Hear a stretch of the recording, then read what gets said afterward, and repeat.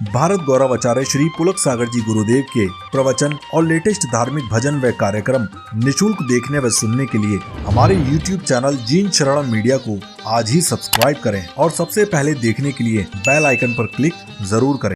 बोल बेटा, क्या वजह है?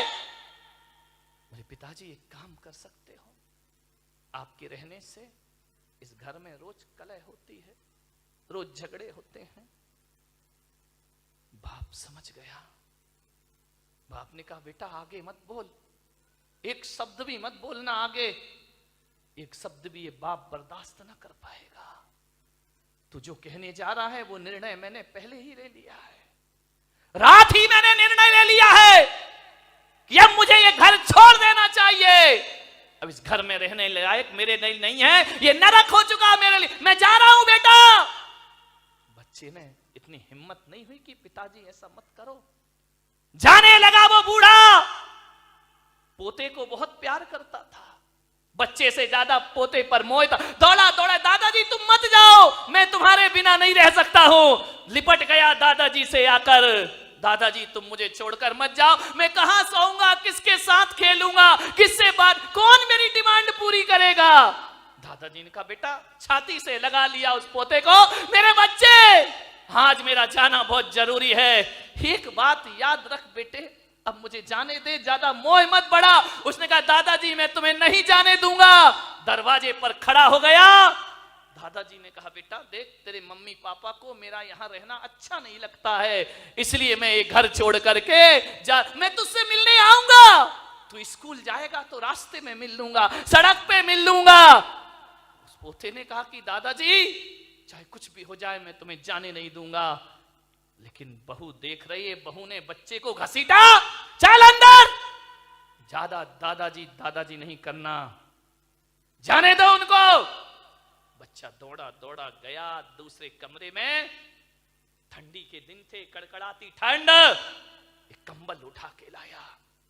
दादाजी आप कुछ नहीं ले जा रहे ना, ये कंबल ले जाओ, ये मेरी दादी का कंबल है, वो हरिद्वार गई थी तो वहां से खरीद के लाई थी, ये मेरे मां बाप का नहीं है। मां ने कहा, चल दे दे कंबल, क्या बिगड़ता, इससे अच्छा कंबल ले आएंगे। दादाजी के कंबल दिया पोते ने, उसने छाती से लगाया कंबल को। यही मिला उसे पूरी जिंदगी में, जिसके लिए मकान दुनिया सब कुछ बसाई, ये कंबल हाथ लगा है लास्ट में। क्या मिलता है इस आदमी को? कुछ नहीं। कंबल ले जाने लगा, पोता आया, बोले ठहरो दादाजी, ऐसे मत जाओ, आप जा रहे हैं, आपने मकान अपने बच्चे को दे दिया, ये सारा पैसा बहू को दे, मुझे क्या दिया आपने? अरे उसने कहा, तू तो अभी बहुत प्यार कर रहा था बेटा, मेरे पास क्या है, ये माँ बाप तेरे हैं, ये मकान तेरा। नहीं दादाजी, आपसे मैं बहुत प्यार करता हूं, थोड़ी निशानी मुझे आपकी चाहिए। क्या लेगा बच्चे मेरे से, मेरे पास कुछ नहीं है। कैंची लेकर आया, कंबल को आधा काट दिया। मां ने कहा, पागल, ये कंबल क्यों काटा है? ना तेरे काम का रहा, ना दादाजी के काम का रहा, दो टुकड़े कर दिए। बोले, मां मैं जानता हूं ये कंबल दादाजी के काम का तो नहीं रहा, लेकिन मेरे बहुत काम का है कंबल। बोले क्यों?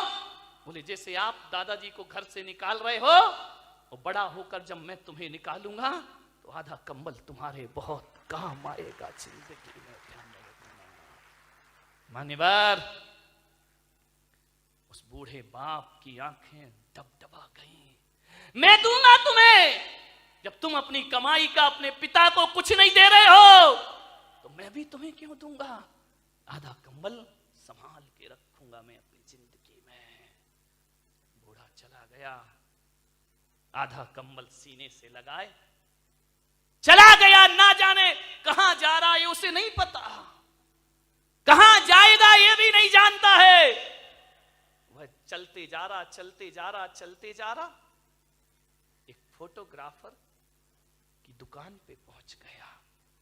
उसने देखा, ना जाने क्या सूझी बुढ़ापे में उसको, कंबल दबाए हुए सीढ़ियां चढ़ गया। फोटोग्राफर से बोला कि बेटा मेरी एक फोटो खींच सकता है? उसने कहा, दादाजी को क्या हो गया, फोटो खींच दे। आंखों में कीचड़, टूटा हुआ चश्मा, फटा हुआ कंबल। उसने कहा दादाजी खींचूंगा मैं फोटो, आइए बैठिए। उसको बिठाया, फोटोग्राफर ने रुमाल से दादाजी का मुंह साफ किया।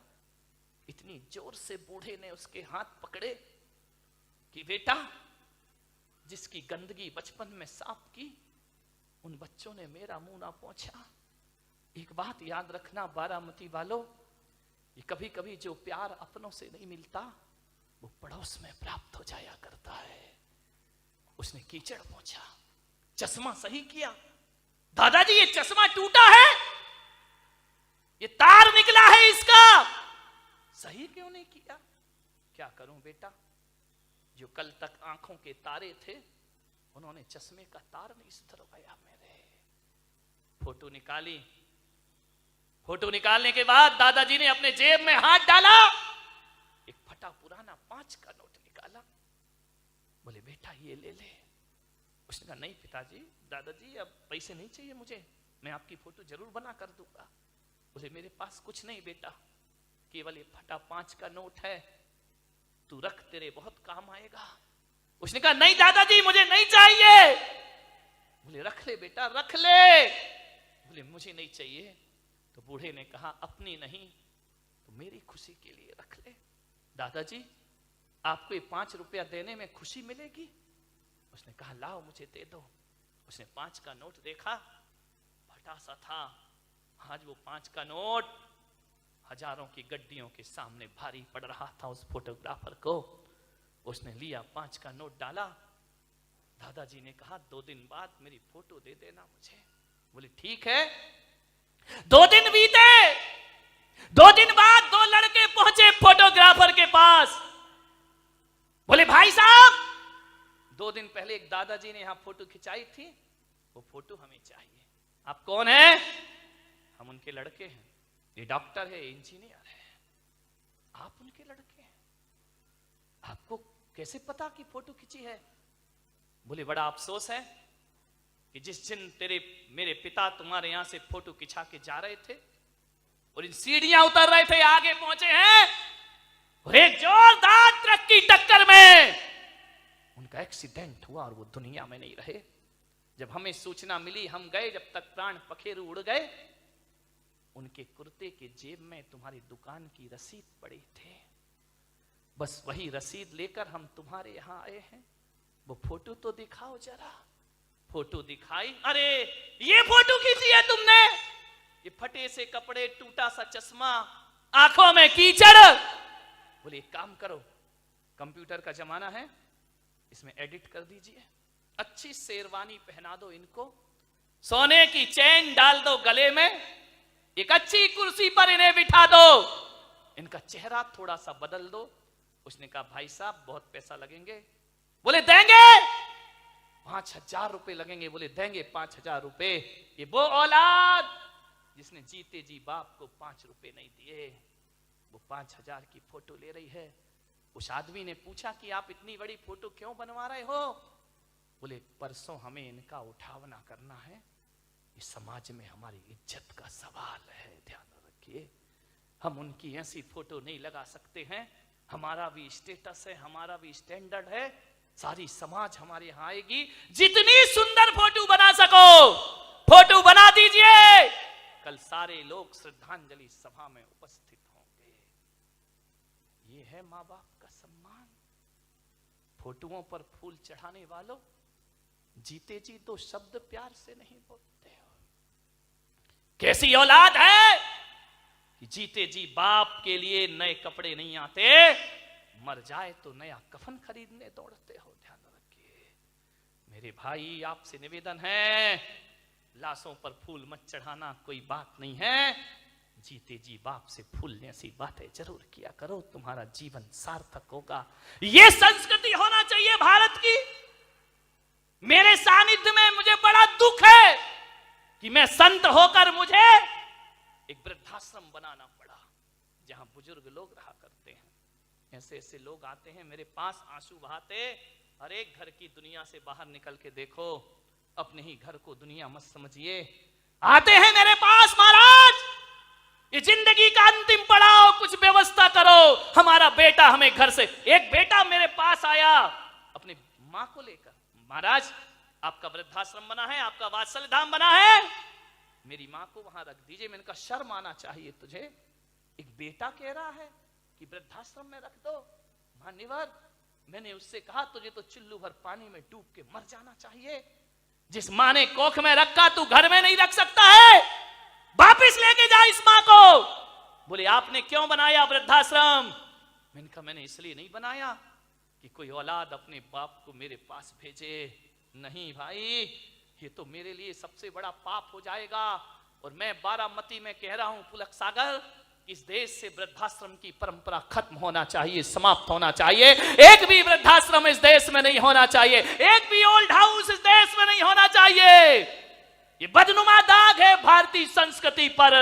लाल किला शान हो सकता है, कुतुब मीनार शान हो सकती है, ध्यान रखना, ताजमहल शान हो सकता है देश की, लेकिन वृद्धाश्रम देश की शान नहीं है। ये भारतीय संस्कृति पर मारा हुआ तमाचा हुआ करता है। एक बेटा मां बाप को वृद्धाश्रम में रखता है। मैंने उसे 1 घंटे समझाया, बेटा मां को मत निकाल अपने घर से। 1 घंटे मैंने उसे समझाइश दी, वो अपनी मां को वापस ले गया। ध्यान रखिए मान्यवर, मैं एक भावना रखता हूं, मेरा और हम जैसे संतों का जीना सार्थक हो जाएगा जब वृद्धाश्रम रातों रात खाली हो जाएगा। मेरे भाई, हर बेटा अपने माँ बाप को अपने घर ले जाए। कौन सी शान है ये? मैंने बनाया है इसलिए बनाया कि उन बुजुर्गों को सहारा दूं जिनके औलाद नहीं है। ध्यान रखिए, औलाद होने के बाद माँ बाप हमारे पास आए शरण में, बेकार की जिंदगी है ये, ध्यान रखिए। आपसे निवेदन है, एक बूढ़ी मां जिसने औलाद को पढ़ाया लिखाया, लेकिन वो औलाद उस मां से नफरत करती थी। धिक्कार है वो औलाद जो मां से नफरत करती है, पिता से नफरत करती है। यही नफरत थी उसे बस। वो कहता था मां तू मेरे सामने मत आया कर, तू मनहूस है, मैं तेरा चेहरा देखना पसंद नहीं करता हूं। मां रो लेती चुपके चुपके, पाल पोस के बड़ा किया, पढ़ाया लिखाया। औलाद कह रही हम तेरा चेहरा देखना नहीं चाहते, तू हमारे सामने मत आया कर। मां आती, मां की ममता थी बेचारी, क्या करे, स्कूल जाती, टिफिन देने जाती, बच्चे का भोजन देने जाती। बच्चे से कोई पूछता कि ये बुढ़िया कौन है, तो मालूम है वो ऐसी औलाद, ऐसी कायर औलाद जो अपने दोस्तों को कहता ये नौकरानी है जो हमारे घर से हमें टिफिन ला के देती है। मां जब सुनती तो सीना छलनी हो जाता उसका, ये नौकरानी है, ये काम वाली है। घर में आके झगड़ा करता, तू टिफिन लेके मत आया कर मेरे स्कूल में, मुझे बहुत नफरत है तुझसे। ऐसी औलाद जिसके लिए ईश्वर के सामने हाथ फैलाए, आज वही ईश्वर का वरदान उसे अभिशाप लग रहा है।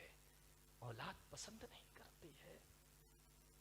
एक बात ध्यान रखना, मां कैसी भी हो, मां तो मां होती है मेरे भाई। मां काली हो, मां गोरी हो, मां बदसूरत हो, एक बात ध्यान रखना, मां की सूरत नहीं देखी जाती, मां का दिल देखा जाता है मेरे भाई दुनिया में। इसलिए नफरत थी उसे कि उस मां की एक आंख नहीं थी। तू कानी है, मेरे सामने मत आया कर। मां रो लेती चुपके चुपके,